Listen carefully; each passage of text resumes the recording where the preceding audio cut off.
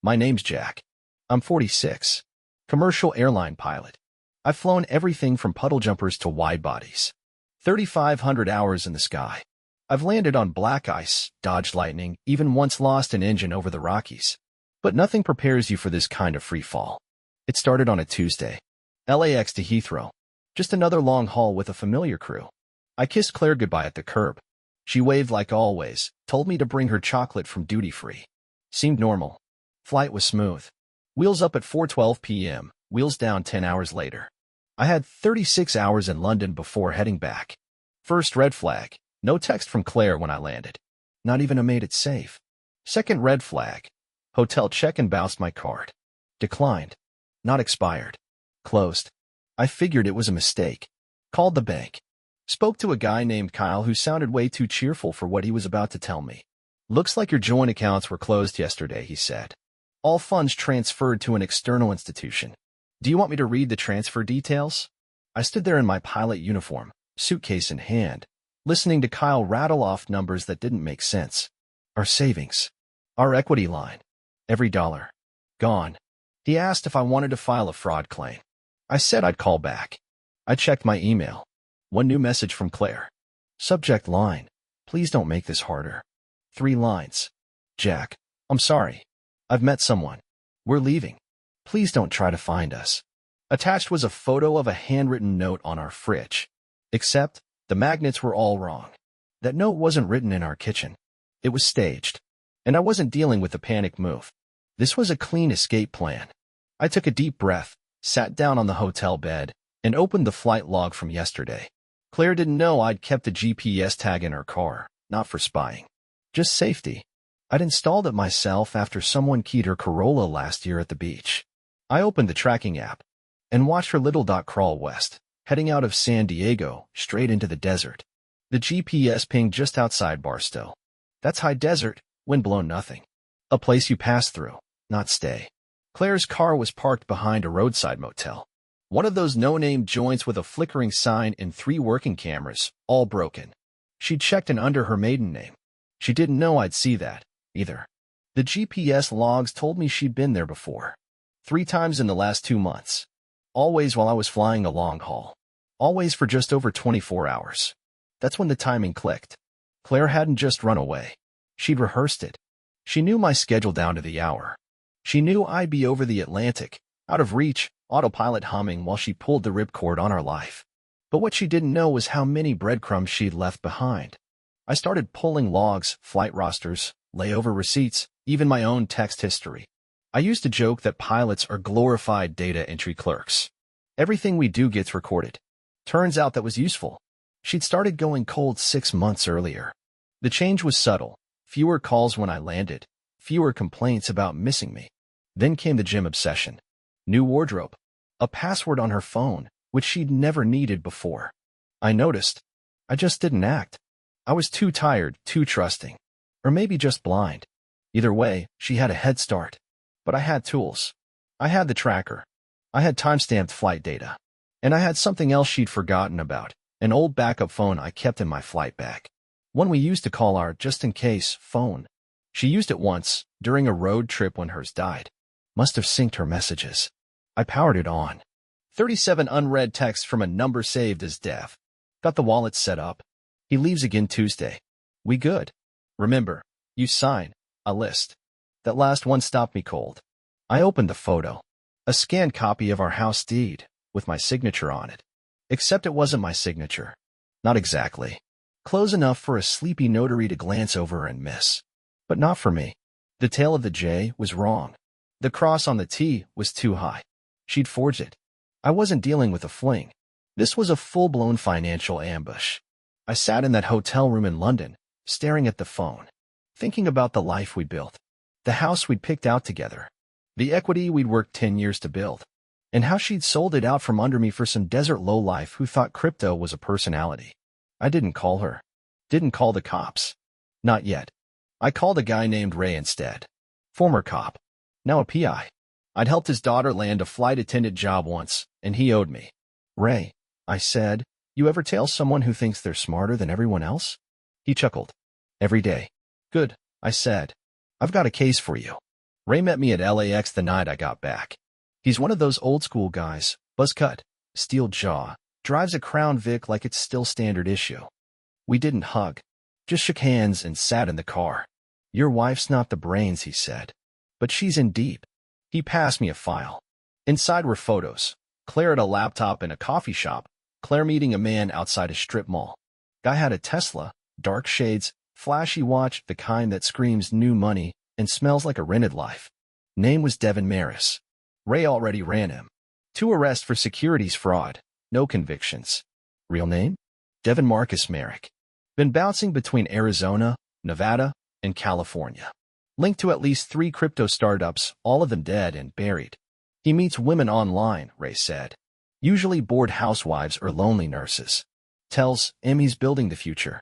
Gets into their finances, then disappears with the assets. And Claire? I asked. She's listed as executive assistant on his latest LLC, which, by the way, was registered 3 weeks ago in Wyoming. Under your home address. That hit me sideways. Hold up. My home address? Ray nodded. The house you two used to own. It sold last week. All cash. Quick turnaround. Buyers an LLC in Delaware. Fake shell. And the money? Split into 5 crypto wallets within 48 hours. I leaned back in the passenger seat. My stomach was tight, but my hands were steady. Ray watched me. You thinking revenge or recovery? Both, I said. In that order. He grinned. Good. Because there's more. Devin wasn't just flipping houses. He was laundering through crypto tokens no one had ever heard of, junk coins, pump and dump scams. And Claire? She wasn't just following him around. She was signing things. Claiming to be me on digital forms. Used an old scan of my pilot license to verify identity. Half these forms were filed from her IP address, Ray said. I've got timestamps, locations, MAC addresses. If you want to go nuclear, we can. I didn't answer right away. I thought about all the times Claire said she hated flying. Said she liked to stay grounded. Safe. Predictable. She must have really thought I'd never come back early. Never look under the hood. Never fight back. But the truth is, I don't start fights. Never have. But I land them. Hard. Devin thought he was a genius. He used fake LLCs, burner wallets, crypto mixers. Spread the cash thin across blockchain ghost towns, thinking no one would follow. But here's what he didn't know. I've flown 777s through microbursts. Made fuel decisions in storms with 200 lives on board. You learn to think 3 moves ahead, or you don't come back. And I wasn't flying blind anymore. Ray and I set the plan in motion from a borrowed office near the airport. No names on the door. Just a desk, 2 laptops, and a whiteboard full of arrows. First step. I created a shell company. Nothing flashy. Just another tech startup on paper, registered in Nevada. Give it a name that sounded like something Devin would drool over, Skynova Ventures. Ray spoofed up a profile. Investor out of Dubai. Big on blockchain logistics. Claimed to be sitting on a $12 million liquidity event and looking for emerging assets. We posted a bait listing on a crypto forum Devin was known to troll, complete with a burner email and a white paper full of buzzwords that meant nothing. Didn't take long. 3 days later, we got a reply. From an interested partner, named D. Maris. The email reeked of hustle. Said he had access to undervalued real estate, motivated sellers, and rapid conversion capital. Offered to meet on Zoom. Ray responded as our fake investor. Said he was interested, but only if Devin brought his lead transaction manager to the call. That'd be Claire. And she showed. Clean hair, makeup done, fake confidence. She smiled like I didn't exist. Didn't even blink when Ray, using a voice modulator, asked her if she had experience managing acquisitions while married to licensed professionals. She said, I've handled everything. My husband's out of the picture. I watched from the next room, fists clenched. Not from heartbreak. From focus. Because every word she said on that call was being recorded. And every lie she told about her authority, her signatures, and her access to liquid properties, all of it stacked like dominoes. Ray ended the call by saying, we'll need verification of ownership on the last deal you closed. Preferably something showing signatory rights. Devin didn't hesitate. He emailed us the forged deed, the one with my signature. The bait worked. And now we had proof they'd used my ID, forged my name, and sold property across state lines using shell companies. Federal crimes. Wire fraud. Identity theft. The moment that email hit our inbox, I didn't feel angry. I felt ready, because it was time to fly home again. And this time, I wasn't landing alone. Ray had a contact, a guy named Tomas Vega, former Jack, now a federal compliance attorney in San Diego with a brother in the U.S. Attorney's Office. We met in a diner on Harbor Drive. No small talk. I slid him a flash drive across the table. Everything was on it: the fake Zoom call, the forged deed, the crypto trail, even Claire's voice confirming she had signatory rights. Vega plugged in the drive. Watched 10 minutes of video. Closed the laptop. "You've got them," he said. "Multiple felonies. Wire fraud, identity theft, interstate real estate fraud, and possibly money laundering. The forged signature across state lines alone makes it federal." I nodded. "What's the next move?" "We flipped the case to the FBI. Quietly. Let them build it while you stay hands off. That means no contact. No threats. No confrontations." "Understood." "You said they sold the house?" "Last week. All cash." "And where's the money now?" "Half is gone. Crypto mixers." Obfuscated. "But Ray's working on tracking the wallets." Vega leaned back, tapped his fingers once. "We don't need all of it. We just need to prove intent and method. You've done the hard part. Now let us do ours." I went home after that meeting to a rented condo overlooking the airport. I couldn't sleep. I watched flights take off and land through the glass, knowing one of them should have been mine. But my life wasn't on autopilot anymore. Claire thought she could burn everything in 48 hours. Empty the accounts. Fake a signature. Sell the house and vanish with a fast-talking thief in mirrored sunglasses. But I wasn't gone. I was right here. And now, so were the feds. 2 days later, Vega called. "We've opened the case file. FBI's involved. Financial Crimes Division. Are they going to arrest them?" "Eventually. First, they gather. Make it airtight." "Should I worry about the house sale?" "No. You've got standing. We'll freeze any transfers tied to your forged signature." "What about Claire?"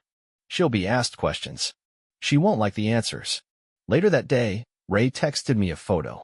It was Claire and Devin, smiling outside some flashy restaurant in Scottsdale. Devin's arm around her waist. Claire holding a wine glass like she hadn't just torched a decade of marriage. The caption Ray sent with it? "Don't worry. We'll take their whole menu." It started with silence, the kind that only means something's moving under the surface. Vega told me the FBI filed a preliminary injunction to freeze the real estate proceeds. The account Devin used? Locked. They couldn't touch a cent of the house money. And just like that, their cash pipeline dried up. Claire must have felt it first. She texted me the same day the freeze hit. "Jack, we need to talk. It's about the house." I didn't know everything Devin was doing. I didn't answer. Not because I was angry. That part was long gone. I just didn't owe her anything anymore. That night, Devin called me. Blocked number. I let it go to voicemail. His voice was tight, cocky, fading into nervous. "Hey man, I think there's been a misunderstanding. Maybe we can work this out privately." Privately? Like this was a business deal. Like he hadn't torched my life and forged my name. I saved the message. Forwarded it to Vega. The next day, the first real move landed. FBI agents knocked on Claire's motel room in Scottsdale. Not a raid. Just a conversation. Informal, but loaded. They asked about the house sale. The deed. The source of the crypto wallets. She played dumb, said Devin handled all that. She was just following instructions. But her name was on the forms. And her voice was on the Zoom call. Later, Vega called me. "She's cracking. Fast. Told the agents Devin told her you were hiding assets. That you were going to divorce her anyway." I laughed. Cold. "She emptied our accounts while I was flying international. She says she was manipulated." I didn't say anything for a minute. Then, "She's not the only one who's been manipulated. She just liked how it felt." Vega paused. "You still want to press for charges on Claire?" "I want the truth out. If she gets caught in it, that's her doing. Then let's keep going." Meanwhile, Devin? He didn't crack. He doubled down. The next day, he moved. Transferred the last visible crypto wallet to a new address in Montenegro. That was a mistake. He triggered international fraud red flags. And now, the FBI wasn't just interested. They were committed. Devin booked a flight to Serbia under a fake name, Daniel Marks. Bought it with crypto-converted cash funneled through 3 accounts tied to shell companies Ray had already flagged. What he didn't know was that the FBI was watching. He didn't even make it past TSA. Claire, meanwhile, cracked wide open. The morning after Devin's arrest, she called me. 3 voicemails. 2 texts. 1 email. Jack, I didn't know about the crypto stuff. I thought he loved me. I thought you didn't. Please call me. I'm scared. She was scared because she knew what was coming. Devin had flipped the second they showed him the wire transfers. Claimed Claire forged the deed. Said she knew what she was doing. Said she handled all the signatures. The FBI wasn't buying it. But they didn't need to. Because the digital trail told its own story. Claire had signed into the notary app using my IP. Had sent an email pretending to be me, requesting deed access. Had logged in with my pilot license scanned from a shared Dropbox folder I didn't even know she'd kept. I forwarded everything to Vega. He didn't sound surprised. She's not the mastermind, he said. But she's an accomplice. That makes her liable. I don't want her in prison, I said. I want her exposed. I want every lie she told to be recorded. Documented. Unraveled. Then we push for a deposition. On record. Under oath. 3 days later, she sat in a conference room with her lawyer, Vega and 2 FBI agents across the table. Ray and I watching from a glass partition. She looked like she hadn't slept in days. Eyes hollow. Nails chewed. That fake confidence was gone. They asked her simple questions. Did you know the house was being sold while your husband was overseas? Did you sign the documents claiming power of attorney? Did you log into his accounts? She said yes. To all of it. Tried to blame Devin. Said he coached her. Said she thought it was legal. Then Vega asked, why didn't you wait for your husband to return? Her answer? Because he always came back. Silence in the room. And in that moment, I saw it all. Not just the betrayal, not just the fraud, but the entitlement. She thought no matter what she did, I'd land soft. Forgive. Rebuild. Start over. But this wasn't turbulence. This was a crash. And she was in the cockpit now. Claire's lawyer called the same week Devin cut his deal. Said she was willing to cooperate. I told Vega to let her talk. She offered full restitution, what was left of it, and a signed statement admitting to the forgery and crypto transfers. In return, no criminal charges. No jail time. I didn't respond right away. She wasn't doing it out of guilt. She saw the walls closing in and tried to cut a side door. Devin had already folded like a cheap tent, pointing the finger in every direction, mostly hers. But Claire wasn't the mastermind. She was the one who opened the door. That mattered. So did the facts. Her name was on the forged deed. Her laptop used to log into the notary app. Her voice on the Zoom call, stating she had authority to sell. That doesn't happen by accident. Her lawyer tried to spin it. Your client was absent. Emotionally unavailable. She made desperate choices, not criminal ones. I laughed when Vega told me that. I was 35,000 feet over the Atlantic, I said. Flying people safely through a storm. That was my crime. She didn't want justice. She wanted mercy without consequences. Then she played her last card. Filed a civil suit. Against me. Said I'd created a hostile home environment. Emotional abandonment. Financial secrecy. Claimed I weaponized my deployments. She was trying to rewrite the ending. Vega and Ray tore it apart. We filed a countersuit. Attached digital forensics, timestamps, signed documents, and the kicker, a security cam photo of Claire signing paperwork next to Devin at a notary office. The same office I'd used 2 years earlier. Same clerk. He remembered me. Said flat out. That's not his signature. The civil judge took one look and dismissed her case, with prejudice. Claire was left with nothing but a hollow settlement offer. We demanded everything. What was left from the house sale? All funds taken from our joint account. Legal fees. A signed confession admitting to identity fraud. She agreed. No apology.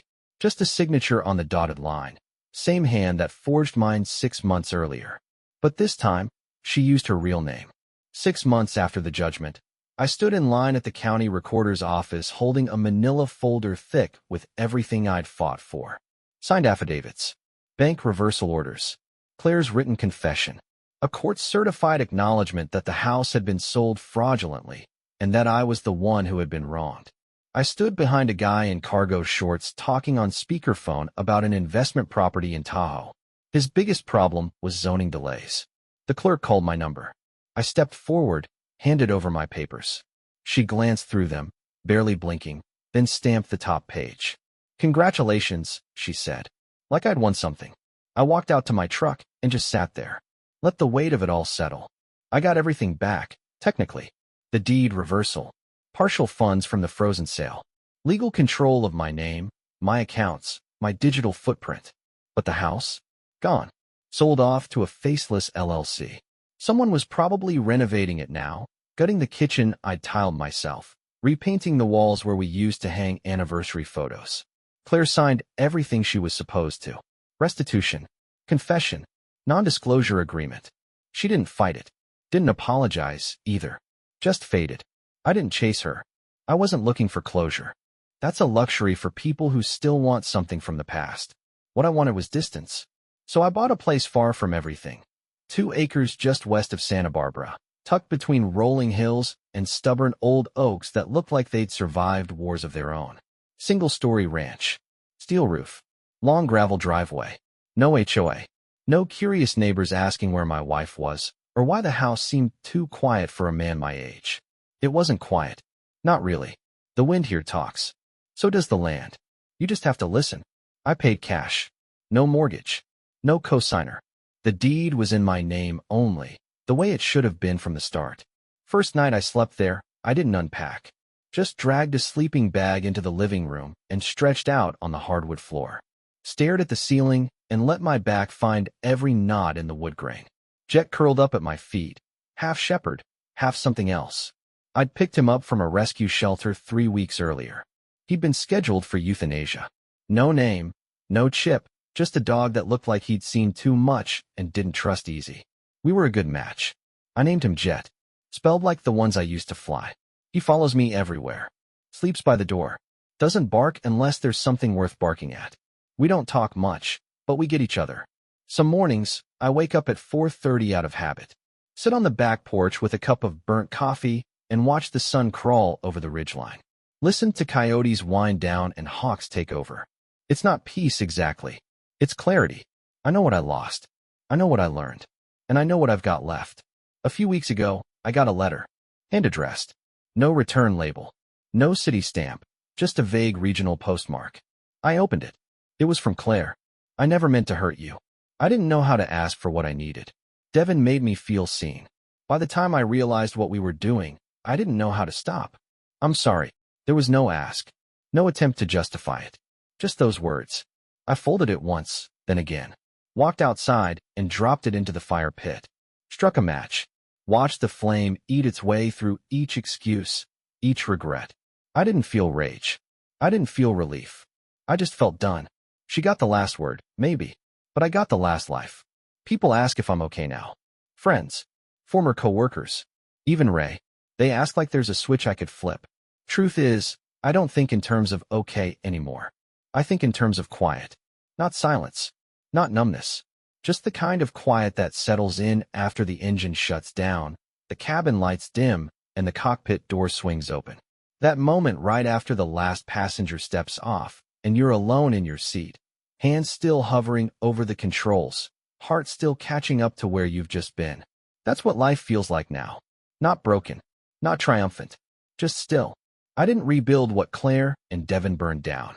That would have meant dragging old beams and old lies back out of the ashes. I started fresh. 1 plate. 1 mug. 1 bed. No shared bathroom counters. No framed photos of vacations we took for appearances. No wine glasses she left half full on nights. She said she had work and came home late smelling like cologne I didn't wear. Just what I needed. Nothing more. I don't wear my wedding ring. Haven't in a long time. It sits in a drawer by the front door, next to an old set of house keys that don't open anything anymore. Some nights, I take Jet for a walk along the fire road out back. It's rocky and uneven. Coyotes cross it sometimes. You've got to watch your footing. But it's honest ground. Out there, I don't feel like a man who got conned, or betrayed, or humiliated. I feel like a man who lived through it. And that's the part no one sees. Not the paperwork. Not the depositions. Not the freezing bank accounts or the late-night strategy calls. What they don't see is the man who got up every morning and chose not to go bitter.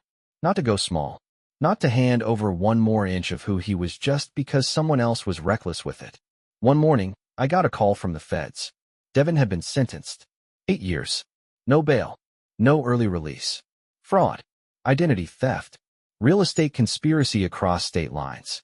He didn't say a word in court. No statement. No emotion. Just stood there like a man who finally ran out of shortcuts. I didn't attend the sentencing. Didn't need to. I knew he wasn't the type to last in a place where swagger doesn't mean anything. Claire? Last I heard, she moved back north.